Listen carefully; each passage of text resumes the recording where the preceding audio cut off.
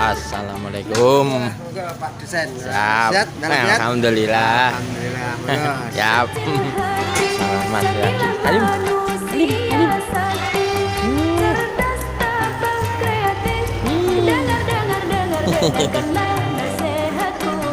Alim.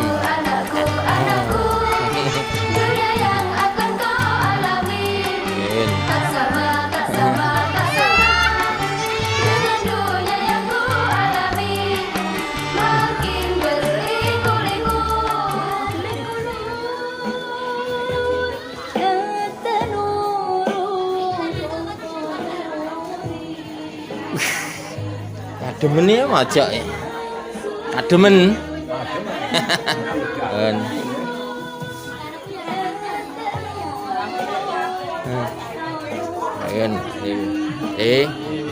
Siap, sehat. Alhamdulillah. Kau Magelang.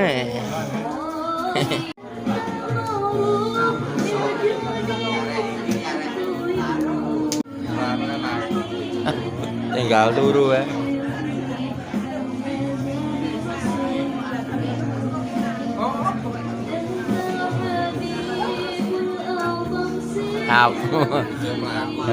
Lagu bahaya metu sudat.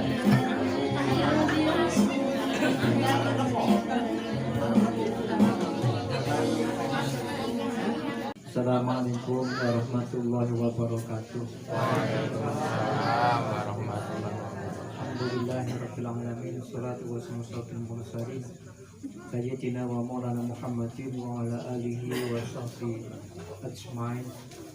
Rabbi shrah li sadri wa yassir li amri wahlul 'uqdatam min lisani yafqahu qawli. Amma ba'd. Para bapak, para ibu jamaah pengawasan Sabil Huda merahmati Allah Subhanahu wa taala juga salajengipun monggo cara untuk kesempatan dalu menika kita pika sareng-sareng kanthi wasanten kita berakan bismillahirrahmanirrahim. Bismillahirrahmanirrahim. Raditu billahi rabba wa bil islami dina Nabi Muhammadin nabiyyan wa rasulah.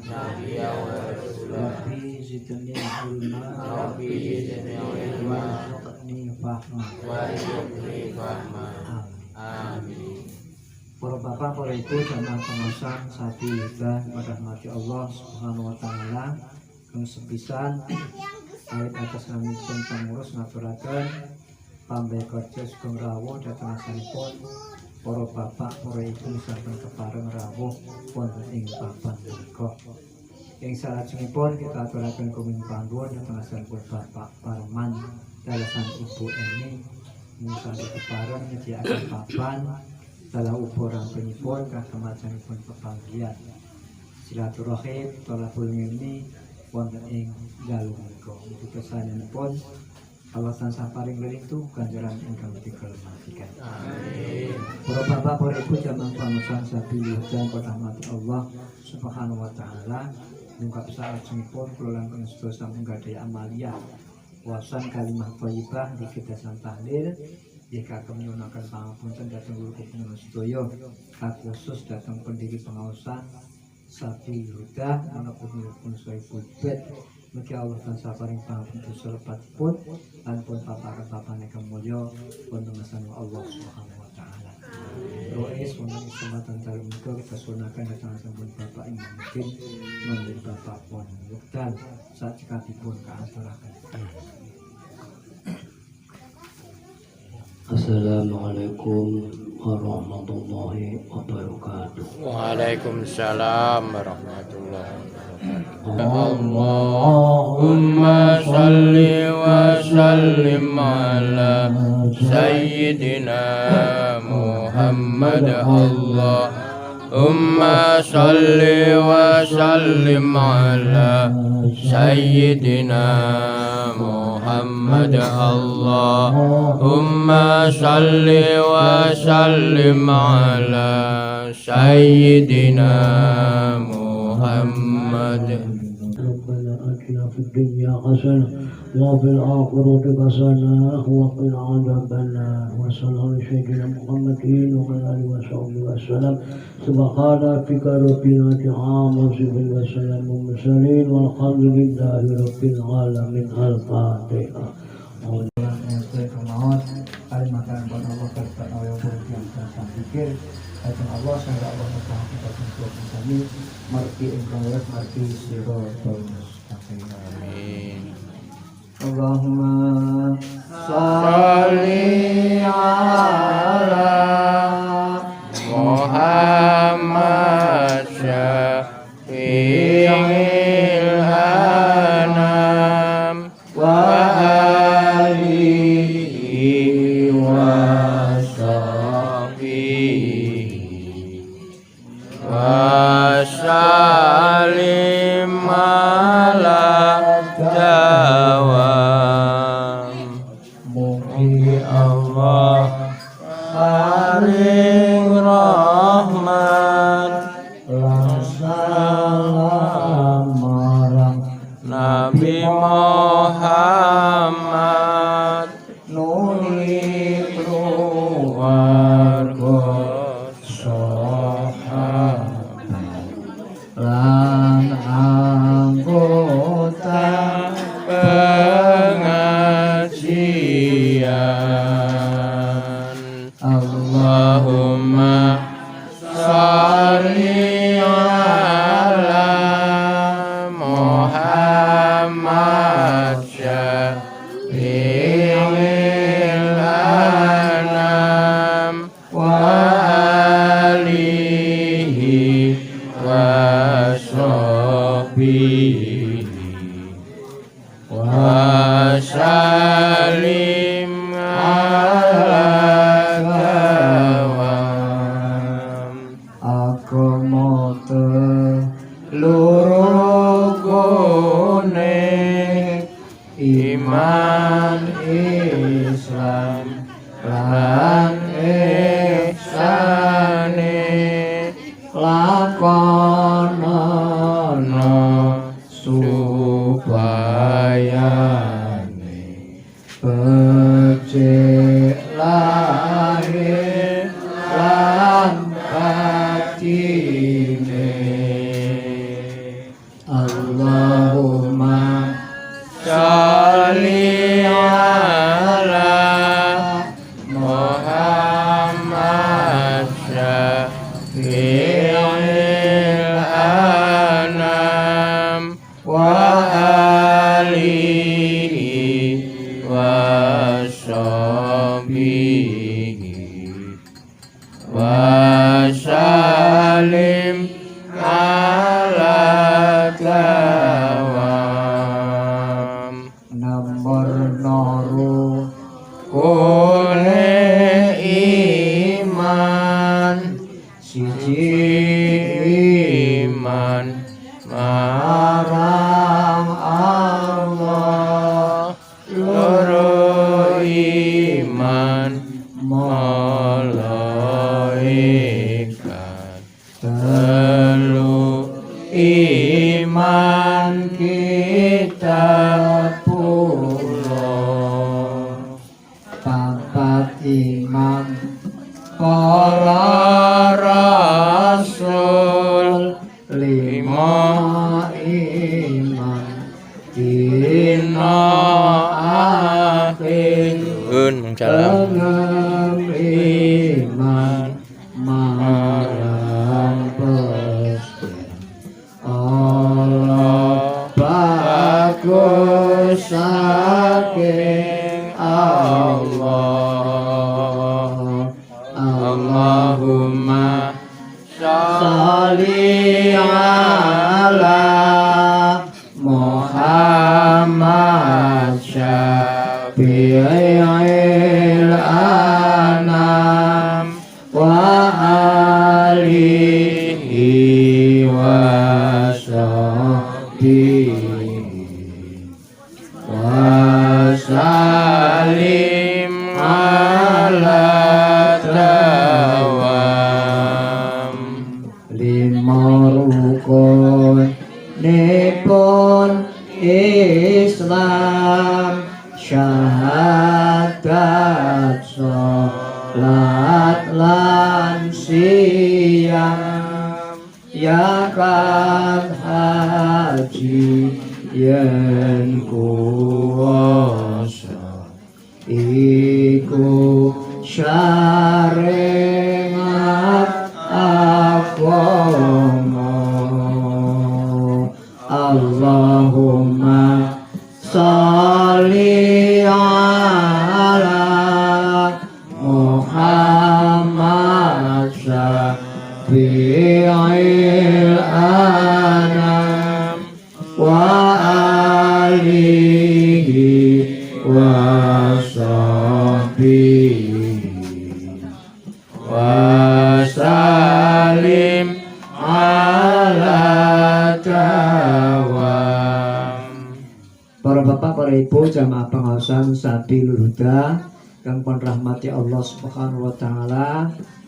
Sampunipun kula lan panjenengan maos kalimah thayyibah dzikir tahlil ya keparengipun panjenengan Bapak Parman tarasan Ibu Emi wonten ing dalu menika ngadalaken sedekah arep unjukan kadherekaken lampiranipun ing kanthi menika kula panjenengan sami kapulih ngrati ngunjuk duwedhar kanthi sak proyekipun ing supantos unjukan cara-cara mekaten saged mangpangati dhateng batan kula panjenengan sedaya. Mila monggo sareng-sareng ndedonga kita dherekaken.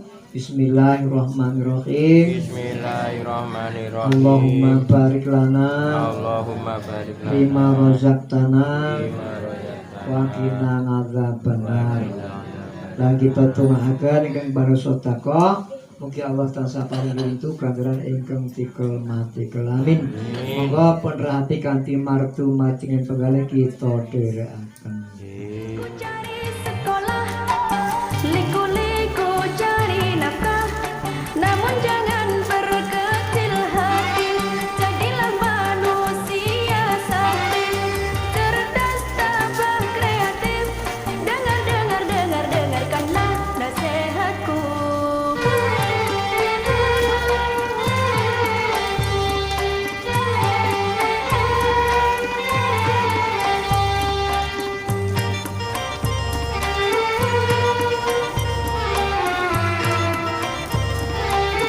Rajinlah belajar agar jadi cerdas, giatlah berlatih agar jadi terampil, tekunlah menabung demi masa depan, ikhlas beribadah agar jadi.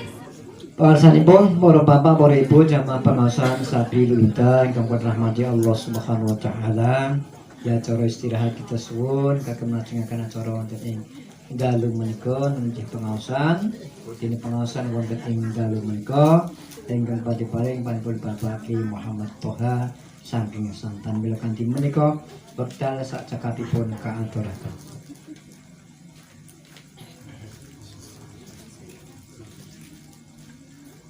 Assalamualaikum warahmatullahi wabarakatuh.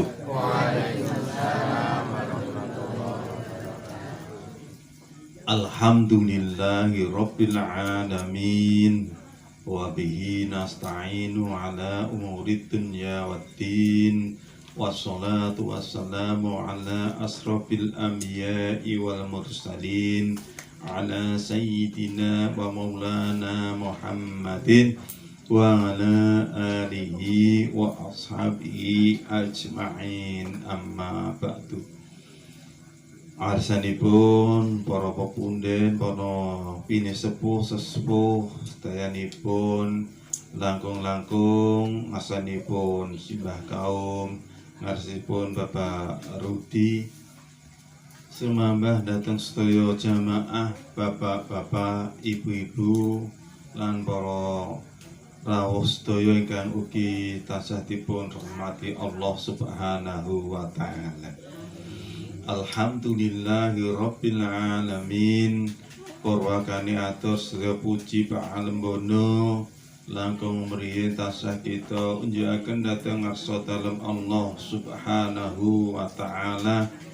Ya saking paringipun rahmat, hidayah, inayah ingkang sampun pun paringaken dhateng kula panjenengan sedaya kajena estu wonten ing klodangan dalem menika kula panjenengan sasih diparingi keentengan dhateng ngarsanipun Allah saged sareng-sareng nuhuni kadados rutinitas kula panjenengan sedaya pangaosan tiap malam Senin ing pangajap estu kempal kula panjenengan sedaya nyawiji panjenengan kula sedaya tansah beto keberkahan kemanfaatan di dunia akhirat.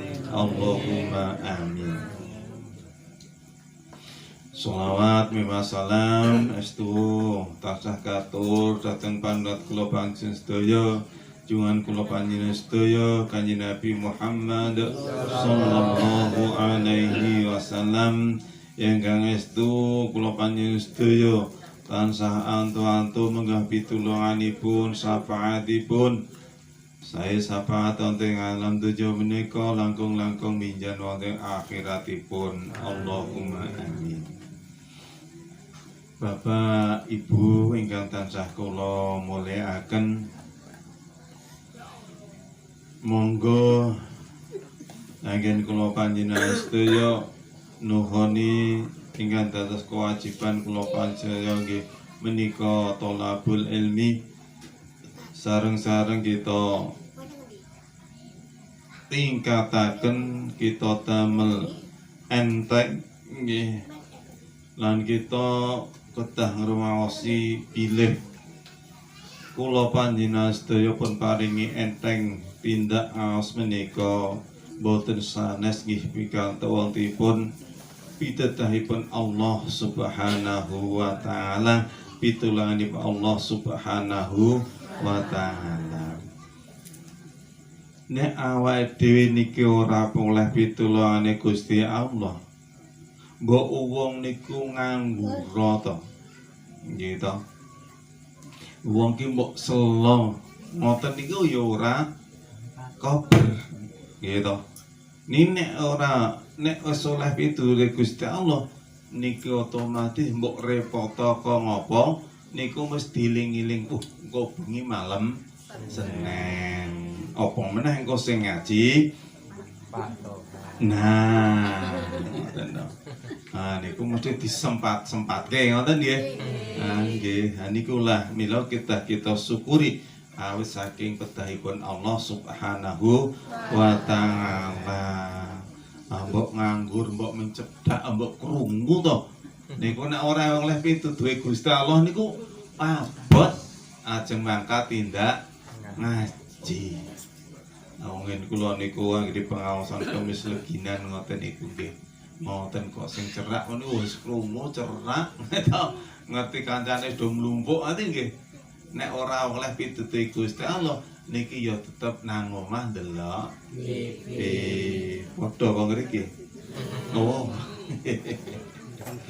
Nggih, monggo dayahipun kita niati amrih kula panjenengan satah pikantuk pitulungan Allah, pitutuhipun Allah sehingga paringi keentengan tansah nindakaken kewajiban thalabul ilmi terus usaha dibuat amal akan.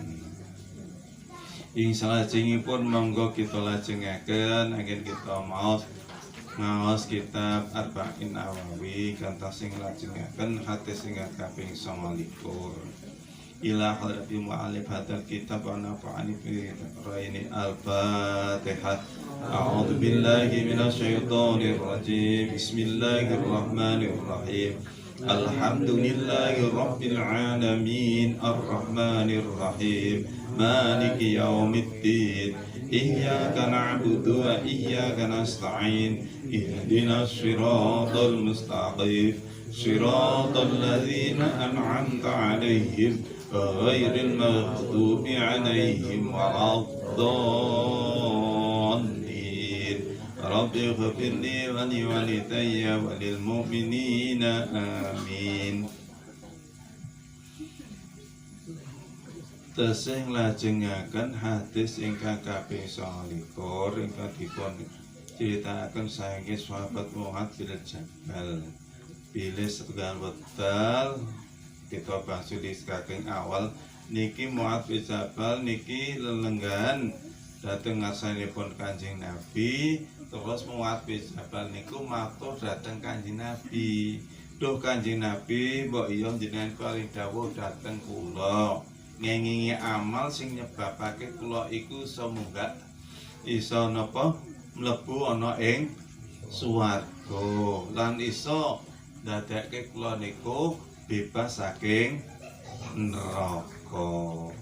Lajeng Kanjeng Nabi le ngendika, Muadz kowe iki takon perkara sing agung, nanging sakbenere perkara kang sithik trumpake wong kang diparingi gampang dening Allah. Tegese gampang napa? Gampang nindakake. Lah rupane napa? Nggih mendika siji, kawula sedaya kita sedaya kaweh nyawijekake dhateng Allah Subhanahu wa taala. Nomor kalih kapulih nindakake salat gasal wekdal. Nomor 3 kon aweh zakat. Nomor sekawan nggih menika poso wulan Ramadan. Nomor gangsal nggih menika tindak haji. Terus ngendika malih Kanjeng Nabi, ala dulu kala babi khair, nggih ana ta ora ndudahke sapa ingsun ing sira ing atase pira-pira lawange kebagusan. Saiki tak kandhani sing dadi lawange kebagusan yaiku siji poso. Sing poso iku junatun, nggih. Junatun iku napa? Dadi pangreksan.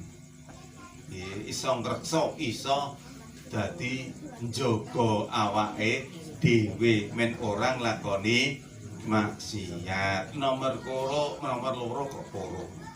Nomor loro sedekah. Sing sedekah iku khotiah. Nggih nika saged nglèremaken napa nggih? Kelumputan. Khotiah saged nglèremaken kelumputan. Kaya dene oleh nglèremaken banyu marang geni. Tegese banyu iso mateni geni. Dadi kanthi sedekah niki awake dhewe niki iso apa kelumputan-kelumputane awake niki bakal dipun napa lebur dening Gusti Allah. Kaya dene oleh banyu iso mateni geni. Nomor 3 nipun ngiku salate wong lanang ana ing tengah bengi. Niku nggih pinangka napa? Abwabul khair, lawange kebagusan. Terus ngendikane Kanjeng Nabi malih niku ala habiruka bi ra'sil amri.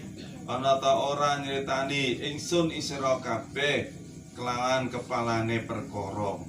Dadi lajeng Kanjeng Nabi ngerti sing dadi kepalane perkara niku napa? Siji nggih nika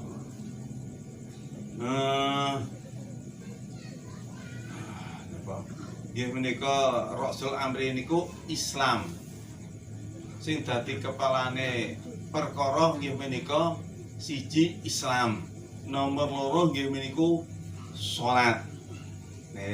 Sing nomor 3 nggih niku jihadul fisabilillah, berjuang nang dalane Gusti Allah. Niki kula sedaya sampun kula terangaken nggih, sedaya sampun kula terangaken mulai dari wau sing gangsal wau mulai salat napa terus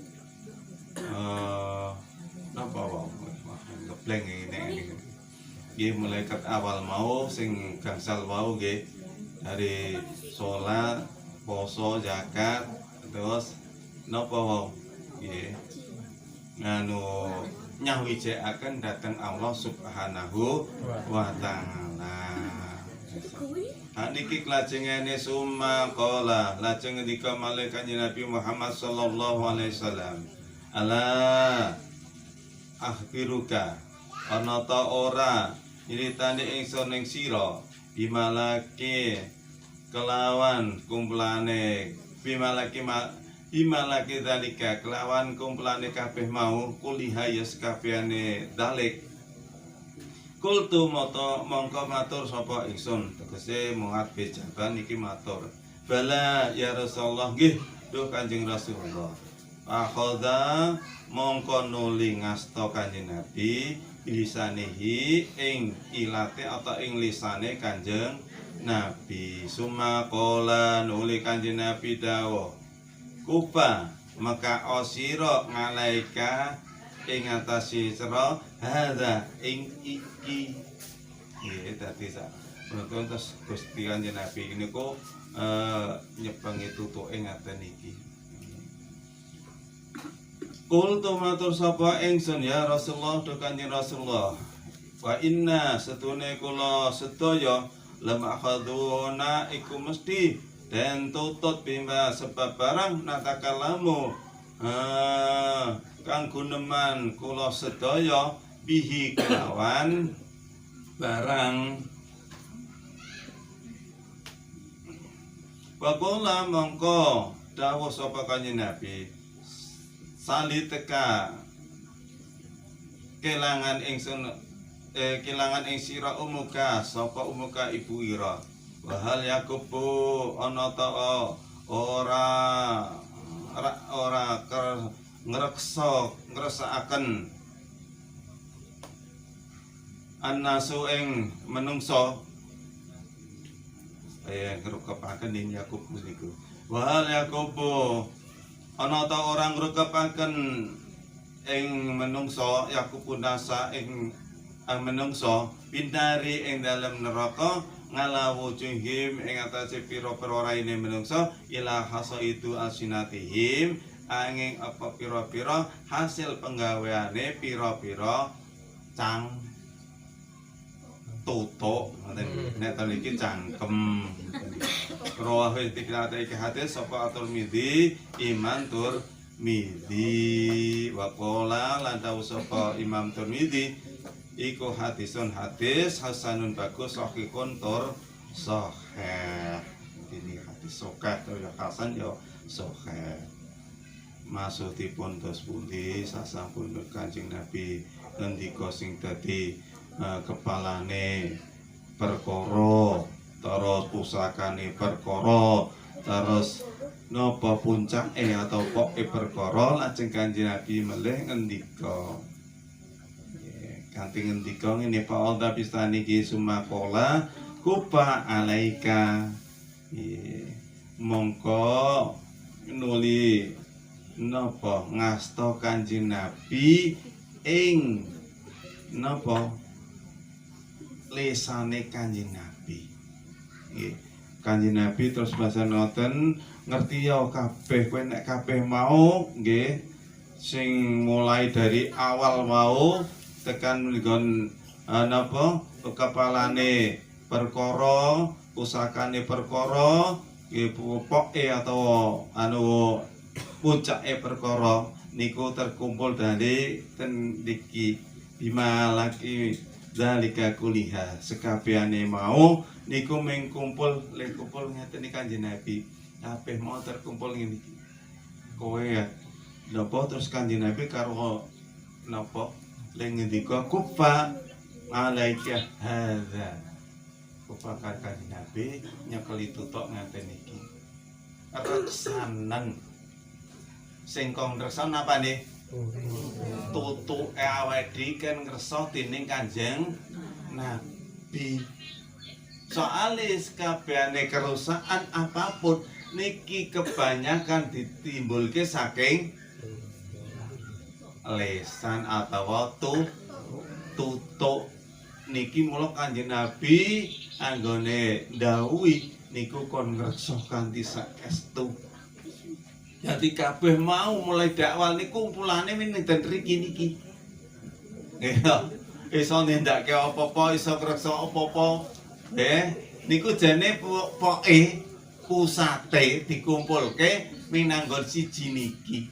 Anggere siji niki iso ngreksa, iso njaga. Ngoten nggih. Niki insyaallah kabeh iso keleksanan. ning yo niki angel banget nggih. Apa mah wong niki anggere ketemu karo kanca niku wis ndeladrah tekan ngendi-endi. Mak awake ngeten niki jagongan niku mengke omongan ndak menggok sing dikandhake apa niku mbele menggok nang ngerti jenenge ora krasa. Gitu. Menggar ngandhake wingi ele nyambut gawe ndi. Ngono yo cukup-cukup menggok nang ngrasani wong. Gitu. Niku wis ora krasa. Setan pancen ngoten niku nggih mayar banget le ngondokke menungso niki akhirnya terjadi hibah ngerasa ni njak rasa-rasa engko enak iki. Camilane wong wedok niki niku rasan. Jadi ngendake dadi camilane niku rasan. Niku kula mirokke lho, Bu. Nggih, sing dadi camilane niku rasa-rasa niku. Mula betah banget wong ana camilane, ngoten nggih. Syukur mengke ana camilan tenan, ana rempelo, ana kerupuk, niku betah banget nggih. Terus kaya niki Mu'adz bin Jabal niki lajeng matur malih. Terus kaya Rasulullah niki ya Rasulullah, aina waqadukum bima natakalamu. Setuhune kula sedaya iki mesti den tuntut sebab barang kang guneman kabeh iki saka awake bakal dituntut saking olahe doge neman. Guneman awake niki bakal dituntut dening ngarsanipun Allah Subhanahu wa ta'ala, mintai pertanggung jawaban apa wae sing dikandhake niku sesuk dimintai pertanggung jawaban. Mula niki penting banget sing jenenge ngreksa lisan iki. Soale napa? Kata-katae wong dirungkepke nang neraka niku nggih jalaran gara-gara lisan niki dihindakake. Nggih. Wahal yakuna safinari ala wujuhim. Dadi oke menungso dikrungkepake nang neraka niku nggih jalaran kebanyakan disebabkan oleh lisan. Mula niki bareng-bareng dijogo sing tenan. Ngati-ati nek ora penting asah ngendika. Ngoten nggih. Mula saking pentingé napa Kanjeng Nabi ndika niku nggih. Mangkana yu'minu billahi wal yaumil akhir falyakul khairan aw liyasmut. Sing sapa wonge iman nang Gusti Allah lan dina akhir falyakul khairan aw liyasmut, kon ngendika sing apik atawa meneng. Maksude piye? Awake dhewe nek iso diusahakan ngendikan sing apik, umpama ora iso ngendikan sing apik niku luwih apik meneng.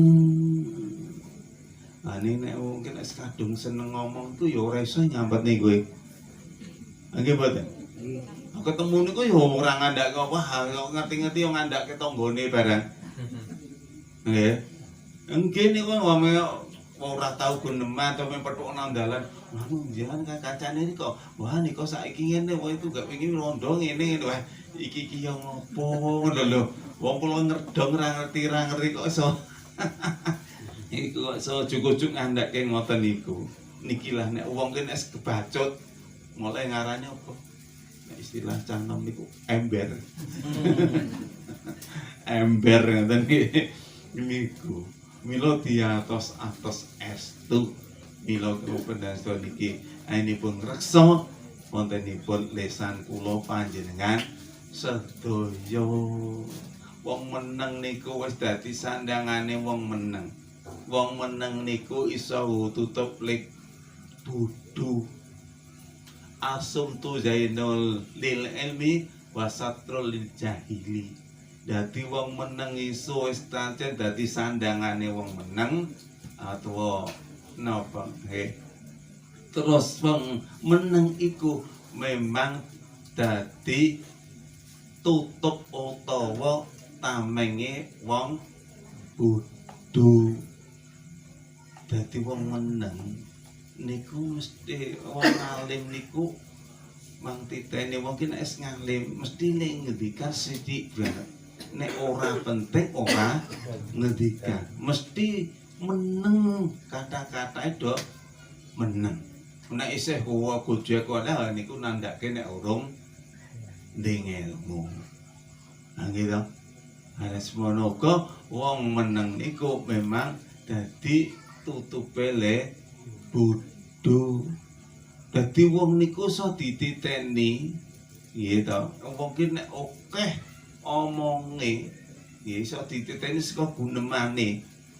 Nek gunemane saya akeh iso dititeni gunemane iki berkualitas apa ora, mutu apa ora niku rak mung saka omongane to nggih. Iso ngenerangke apa teko omong ndrodeh ora ana gunane. Niku tergantung nang omongane. Nggih. Dadi gumantung nang omongane niki iso dititeni. Oh, nek omongane ngene iki, wah iki berarti nandhake wong niku mung ora ngerti apa wong niku kadang lho to nek guyon-guyon ngoten niku wah pokoke nguasani iso monopoli nggih gayeng banget. Niku nek pasamuan nanggur rapat gendika ngomong ora muni. Nah wonten nggih ngoten niku. Nggih nek guyon-guyon ngoten wah ketoke wis kabeh gatekke nyawet. Ning nek nanggur rapat-rapat pasamuan ming meneng wah ya arep ngendika wae ora iso. Inilah monggo niki direksa tenan awake dhewe niki. Mula kula nate matur to nggih. Engko pilih iki. Wonten setunggalipun crita. Riyen niku wonten setunggalipun raja niku kagungan putra. Lah niki sang raja niki kepengin banget mondokke putrane. Akhirnya putrane ku dipondokke. Lah masane dipondokke, ten pondok iku diulang karo Pak Kiyaine.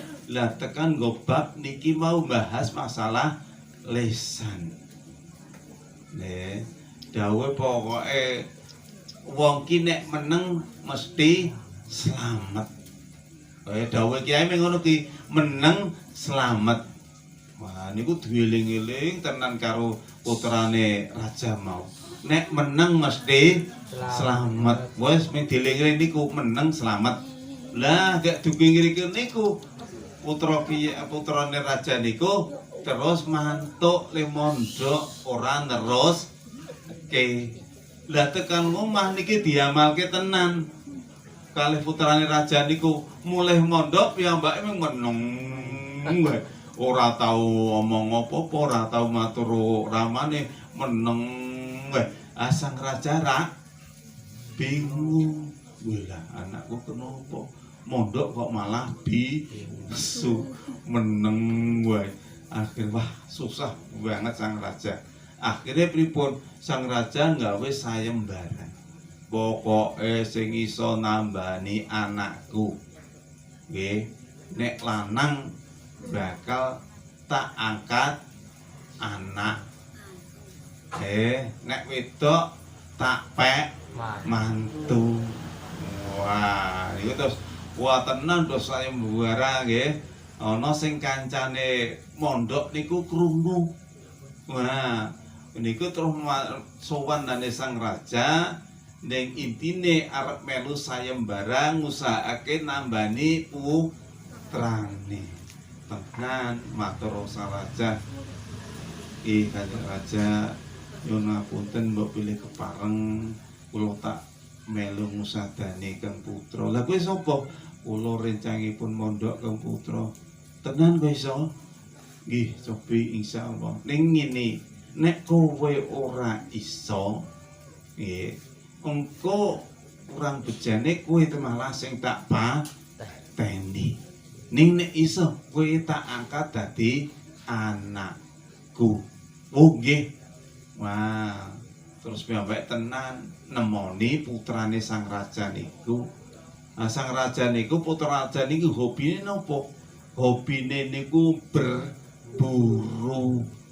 Wah, hobine berburu. Nek putra raja-rajane senengane berburu. Kaya putrane Mbah Mat iki nggih, nggih enom senengane berburu, medhil. Nggih kula sok nderek waktu gak isih enom nggih. Niku senenge berburu. Lah niki nggih ngoten. Terus kalih kerencange niku dijak berburu. Nah, tekan mlebu ngalas, tekan mlebu ngalas niku krungu deruk cekutuk. Cekutuk. Lah niku terus krungu wonten cerake terus di duel wah kae manuk. Wah, terus tenan. Akhirnya kena. Lah niki mbasan kena ngoten putra raja mau terus ngomong mak celumik kono nek meneng selamat. Deruk mau nek meneng wae ora dibedhil wong ora weruh. Gane muni cekutuk. Nah, rak dadine krungu malah dibedhil. Mau nek meneng rak mah selamat. Wah, akhirnya kancane mau seneng banget. Kok gelem ngomong saiki berarti wis mari tojak mulai bacaan Pak mulai nang mulai meneng meneh. Matur rajane, "Jur Raja, Kanjeng Raja, niki putrane sampun mantun." Mbasan tekoni sing meneng wae. Wis dikapak-kape meneng wae. Lah akhire gandeng meneng wae ora mari sing kancane mau malah dipidana pati. Mbasan dipidana pati, putrane raja mau, "Kowe iki nek meneng mah slamet." Ayo dadak omong menes mari gitu. Wong rajane kok ora peso nek mari tenan kok dadak omong meni wis mari. Nek kowe meneng gae mah slamet lho niku lho. Pentinge wong meneng nganti semonten niku. Maning nggih. Kejuwe wong iki nek nek kulino omong-omong ya kumpul kocok meneng wae nggih ngendikan sing penting ana lune nek penting nggih kudu ngendika nek ra penting ora usah ngendika ngoten niku nggih. Nah niki mila monggo sesarengan wontenipun ngendikaipun Kanjeng Nabi niki estu monggo kita tansah usaha jagi lisan kula panjenengan sedaya. Wong awake dini kon jaga sinten? Jaga wong Islam saka bahayane lisan lan tangan. Dadi kon jaga saka bahayane lisan, soalnya ngerti dhewe bahayane lisan iku. Nggih, anane geger, anane patudon, ana perang, ana napa-napa niku jalaran nggih saka lisan. Mula alep ngendikane napa Kanjeng Nabi niku pripun niku nggih. Al muslimu masalimal muslimuna min lisanihi wa yadihi. Dadi wong Islam iku kudu iso njaga wong Islam saka bahayane lisan lan tangan. Dadak iso ngreksa aja nganti awake iki natoni padha dene wong Islam sae niku saking omongan atau saking tangan. Bapak sing kula niku nggih gadhahi srati nggih sami-sami ngawontenaken ten kula. Lah kula wis matur niki wau lare-lare do latihan. Lare-lare kula do latihan pidato, lah wektu niku nggih pidato. Ganti sing munggah mriku niku langsung le nyuwun. Gurune ra diat ngoten bae niku kula kok ngrasake ya Allah kok ngaten iki. Niku sepriki kula tesih kae lingan. Lho niku lho. Nek saka lisan niku memang tatune luwih lara timbang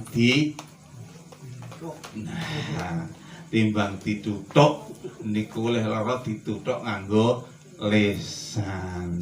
Mila monggo nggih sareng-sareng kula matur ngeten iki nggih midherek iki ngendikane Kanjeng Nabi kita sedaya kapulih njagi lisan kula panjenengan sedaya amrih kula panjenengan sedaya niki paringi keselamatan sae wonten ing donya nggih pun muasarah niki nggih paringi sae dhateng sesami-sami lan asalipun Allah ugi balik nopo kesaenan tumungkin akhirat Allahumma amin. Nggih mbok pilih ngeten mawon nggih kula le matur niki rada dereng anu banget nggih. Nyuwun pangapunten estu kathah khilaf anggen kula matur itu nyuwun pangapunten kita akhiri wallahu muwaffiq ila aqwamit thoriq. Wassalamualaikum warahmatullahi wabarakatuh. Katuraken agung ing panduan dan rasanipun Pak Kiai Muhammad Tua ing sampun kebareng paring pangertosan dhateng kula panjenengan perkawis Joko lesan ingkang kula panjenengan sami kettahipun niku wau nek mendel iso selamat mula lesan niku dijaga aja ngantek napa wis bahasane ngumbar sak karepe dhewe.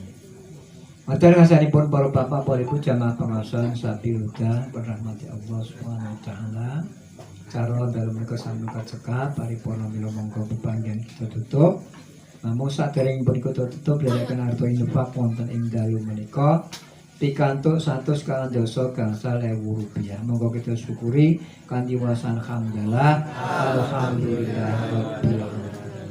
Ini undian arisan wonten ing dalu menika ingkang pikantuk Ibu Jumidah.